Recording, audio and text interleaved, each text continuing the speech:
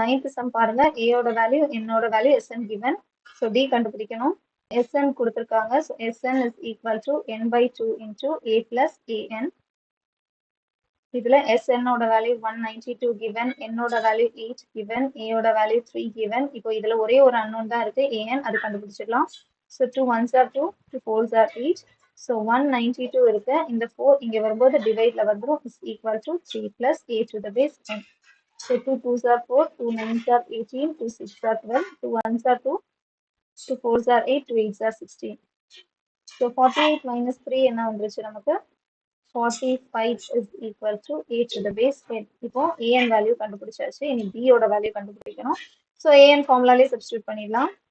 So A to the base n is equal to A plus A ஓட value 3 plus n minus 1. n ஓட value என்னது? 8 நமக்கு. So 8 minus 1 7 into D. இங்க An அப்படின்றது n ஓட value 8, A to the base 8 ஓட value 45 நம்ம கண்டுபிடிச்சோம். So 45 in the plus 3 equal to இங்க வரும்போது minus 3 is equal to 70. So 42 is equal to 70 and D is equal to 42 divided by 7. So D ஓட value 6.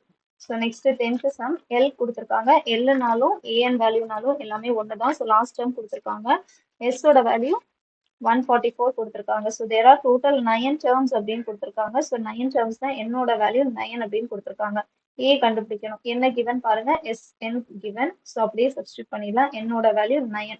So 9 by 2 into A plus An. So இங்க Anன்றது தான் L, அதுதான் 28 கொடுத்திருக்காங்க. So S to the base 9 என்னன்னு எழுதிக்கலாம் 144. இங்க 9 by 2 இருக்கு. So இந்த சைடு வரும்போது 2 by 9 is equal to A plus 28. So cancel பண்ணுங்க. So 16 into 2, 32 is equal to A plus 28. So 32 minus 28 is equal to A. A ஓட வேல்யூ 4. So questionல A ஓட value கண்டுபிடிக்க கேட்டிருந்தாங்க, நம்ம கண்டுபிடிச்சிட்டோம். அவ்வளவுதான். டவுட் இருந்துச்சுன்னா கமெண்ட் செக்ஷன்ல கேளுங்க. பிடிச்சிருந்தா லைக் பண்ணுங்க, ஷேர் பண்ணுங்க, சப்ஸ்கிரைப் பண்ணுங்க. Thank you.